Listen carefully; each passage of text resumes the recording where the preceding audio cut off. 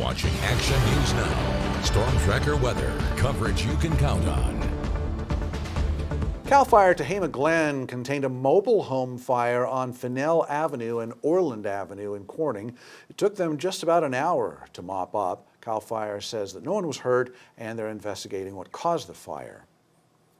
Now you're looking live over the Sundial Bridge in Redding, still lit up in the last bit of the daylight this evening before it lights up with the man-made light coming Yeah, out. you always see people out there walking around. It's really nice. Chief Meteorologist Jason Stiff tracking our Tuesday evening. Jason, it's a little chilly out there. They all had jackets on, you noticed. Yeah, and you're definitely going to need a jacket tomorrow morning when it really starts to cool down. Last night and this morning, we had a lot of clouds that were moving overhead that prevented us from getting really warm this afternoon, but also prevented us from getting really cold this morning. It was still chilly. We were below average, had a low of 35 in Redding, and the average high is 39, 37 degrees in Red Bluff, 36 degrees in Chico. Chester was cold. It dropped down to 14 this morning, but we recovered fairly well despite all the clouds overhead. We had highs just slightly below average between 55 and 59 degrees around the valley, with mainly 40s and lower 50s for the higher terrain. But all those clouds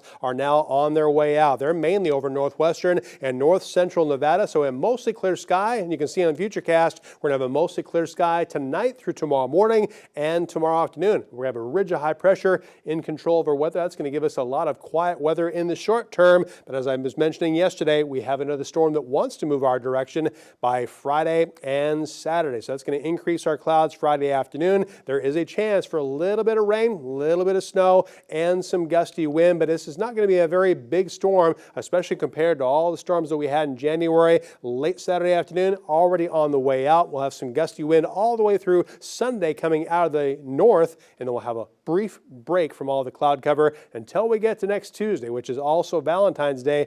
Don't forget about that. We have another storm moving our direction. We have another chance for some rain, some mountain snow, and some gusty wind. This looks more impressive. However, I'm not completely convinced that we're going to have widespread rain and snow out of that. And I can show you one of our 7-day rainfall and snowfall total maps. The first one, as you can see, through Saturday afternoon doesn't bring us very much rain Friday or Saturday. Most places less than 0.2 of an inch. This brings in a little bit of additional rain late Tuesday night. That's Valentine's Day night. So if you have any outdoor plans for Valentine's Day, you may want to have alternate plans indoors just in case, because the wind should be picking up and we'll have a chance for some rain showers too. But before that gets in our calendar, we still have tomorrow morning. If you want to get some actual exercise, we'll have a chilly morning, so make sure you have that extra layer. We'll have some more mild sunshine by the afternoon with temperatures slightly warmer than average. Here's your forecast for tomorrow. Mostly sunny and mild for northwestern California with daytime highs in the 50s, even some lower 60s around Weaverville. We'll have a high tomorrow of 55 in Quincy and Shingletown, 53 degrees for Susanville and in Bernie after a chilly morning.